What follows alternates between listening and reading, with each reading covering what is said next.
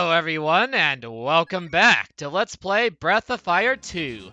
Last episode, we broke the curse on Tapeta, or Jean, and had him join our party. Unfortunately, he's not super good, so while we're here, let's go over why. Now, let's start with the positives first. He can at least equip some decent weapons and armor. He does have a pretty neat field ability in that he turns into a giant frog and can take 2 steps while advancing the counter by only 1. And he can jump off cliffs, so he can at least navigate the overworld really good.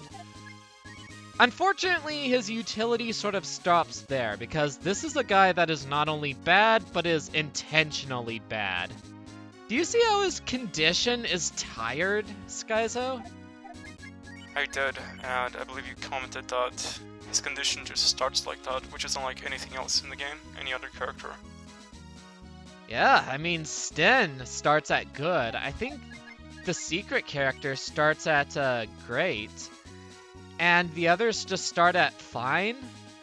Tapeta is the only one that just starts at the worst condition. And if you look at his stats compared to Nina, he has almost as little HP as she does.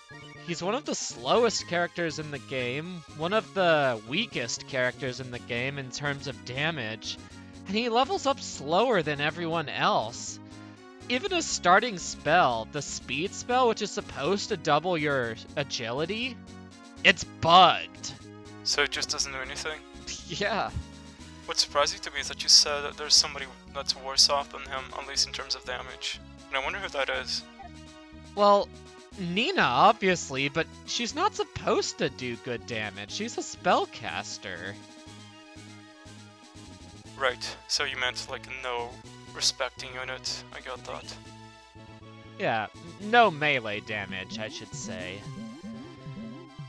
I mean, he does have an ability called Jab, which attacks all enemies, but it also decreases his offense stat by an 1/8 for every enemy attacked, so that's still no excuse. Anyways, get Ryu in front of the marching order before talking to this guy, and you'll get your 2nd tier dragons, but yeah, I mean, Tapeta is someone who really has very little redeeming qualities. The closest he has is a fusion exclusive ability at the very end called Chop. Kills all enemies but takes 2 turns to charge and isn't even totally reliable. And also he learns the warp spell at level 14. If you're really willing to give him EXP, he can at least give you a form of fast travel to towns you already visited, but yeah, the guy stinks in combat. On the polar opposite end of the spectrum, we have the 2nd tier dragon forms, which will do this to everything in its path. Watch this.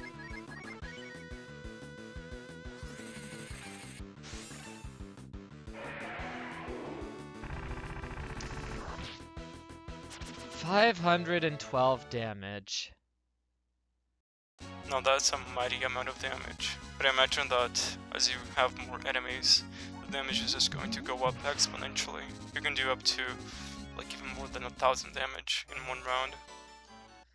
No, it can't do that. All of the 2nd tier dragon forms, while their element was programmed correctly, they also attack all the enemies, and whenever you have a spell like that, you have to do special programming to make sure it actually considers the defense and resistance of all enemies. And they can't just use an arbitrary function for it either, no. They have to copy and paste those same instructions every time. Unless it's just one of those attacks that deal a flat amount of damage or just tries to get a status ailment. For those, they could afford to be lazy. Unfortunately, they treated the dragon spells as one of those, and so they just do the same amount every time.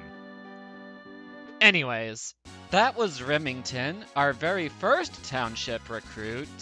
He just sells 4 pieces of equipment, and one of them is something called the Tyrant or King Sword, which is a relatively good sword that's ice elemental, so he's not too extraordinary, but it's an option.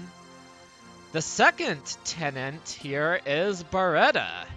She sells incredibly weak equipment, but the catch is that her stuff actually gets better the further and further you progress through the story.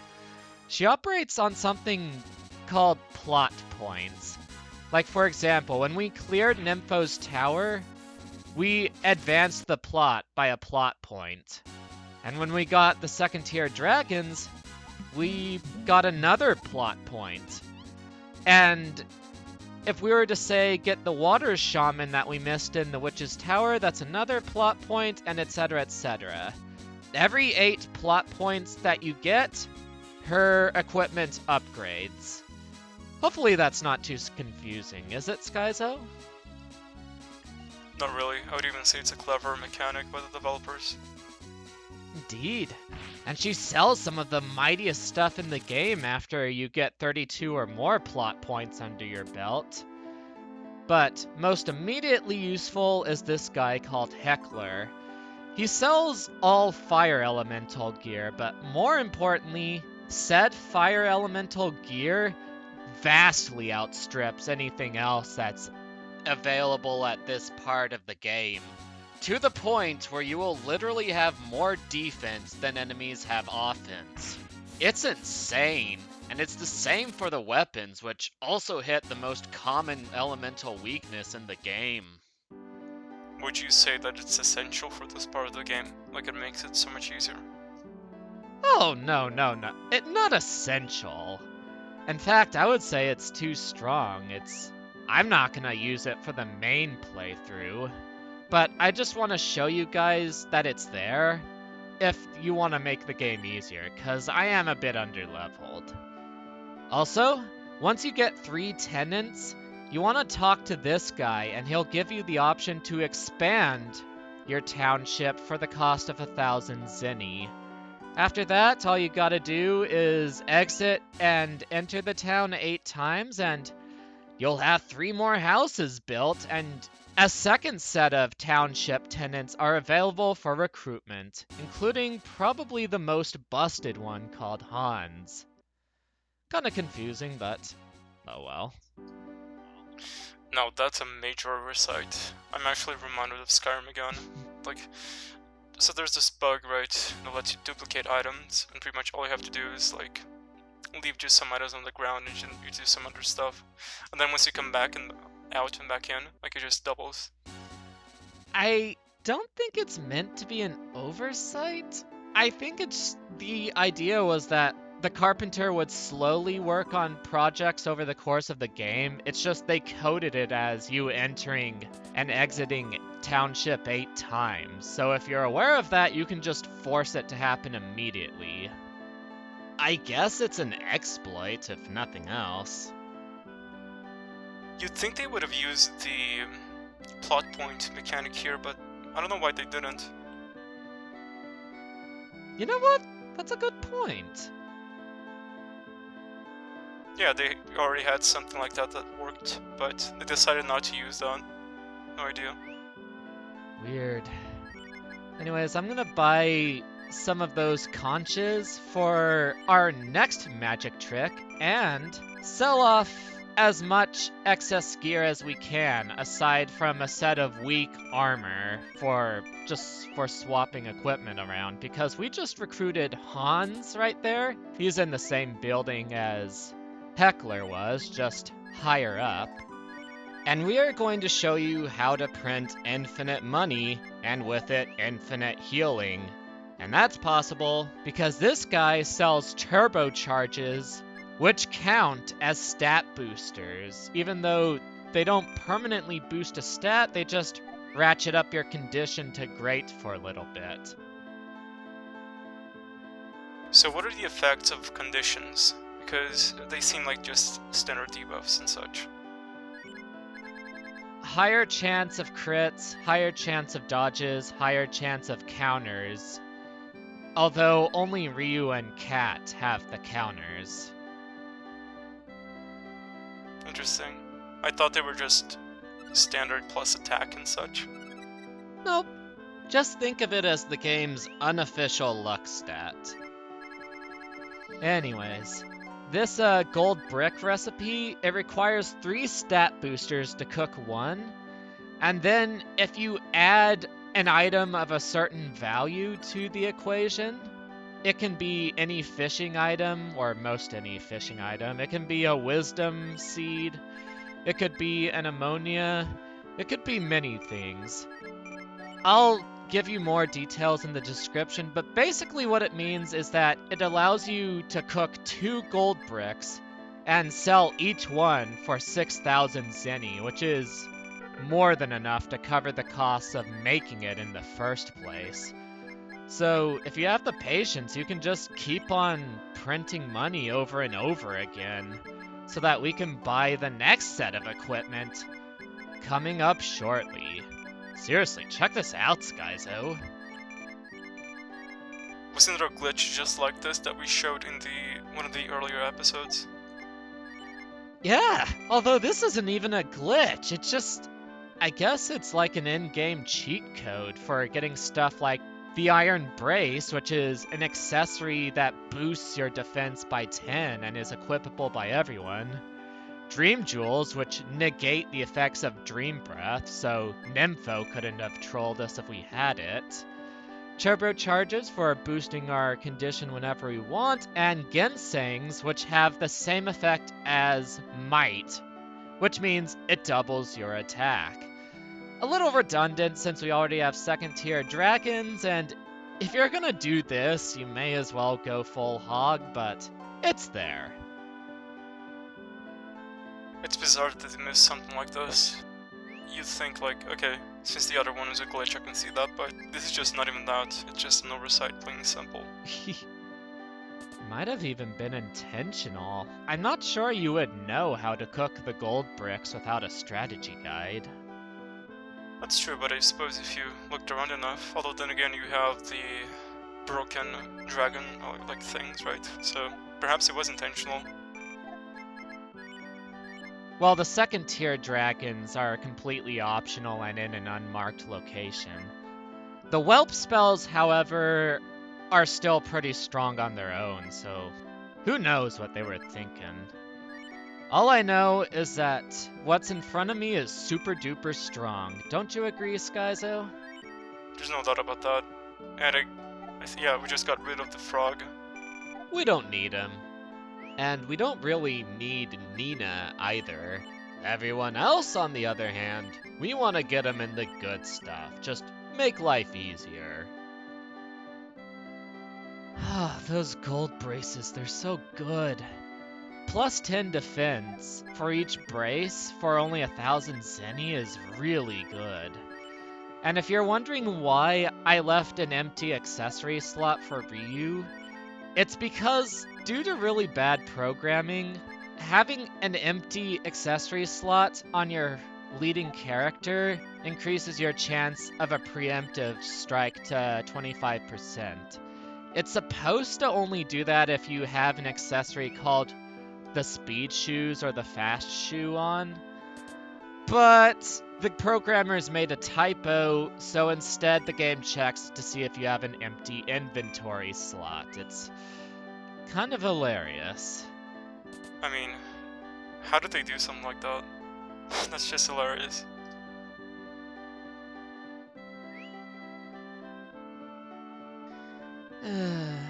Nitrodon has showed us all sorts of hidden gaffes like that in the game's code. It does not stop there. I mean, I guess if you're a late night, if you're a programmer and you're working on the game late at night and you're on a tight schedule, I could definitely see something like that happening. Capcom does not strike me as the type of company that always gives its programmers enough time to do something. What do you think, Skyzo?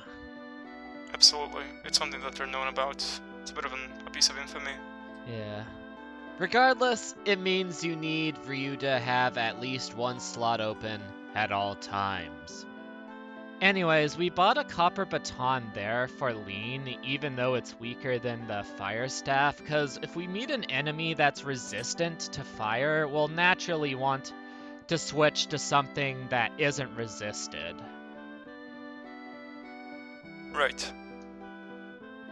Now then, in the original translation, that was presented as, yes, I want to know about shamans, and no, I don't want you to explain them to me. But they swapped yes and no, so if you clicked no, I don't want to hear about it, she gives this spiel. If you chose yes, I do want to hear about it, you skipped straight to the fusing. Why would they do that? Because the translation was that bad, I guess. And that mistake was carried over? No, not for the retranslation, it was fixed. Oh, I see. Anyways, here's how fusing works. Every shaman has a list of characters they can and can't fuse with. And Ryu and the secret character are fusions that will always fail, just like they did last episode where she tried this.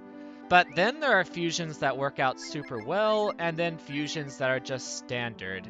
So for example, Rand starts with 69 attack, and then, once Sanemo fuses with him, his attack is ratcheted up to 83 attack. Because she gives about 25% to most of the people she's fused with. But only to offense, not anything else. That all being said, there are special cases where that bonus gets doubled, and the sprite of the fusee even changes. Like, for example, Sten here goes from 63 attack to I think about 89 attack, and his color palette changes to red, as you can see here. That's when a fusion is really successful. That's a pretty good buff. Indeed. And then there are really extreme cases where their sprite changes completely and they just have this massive buff across all their stats. It's kind of like when a Pokemon evolves, but we don't have any of those available at the moment. We will soon, though.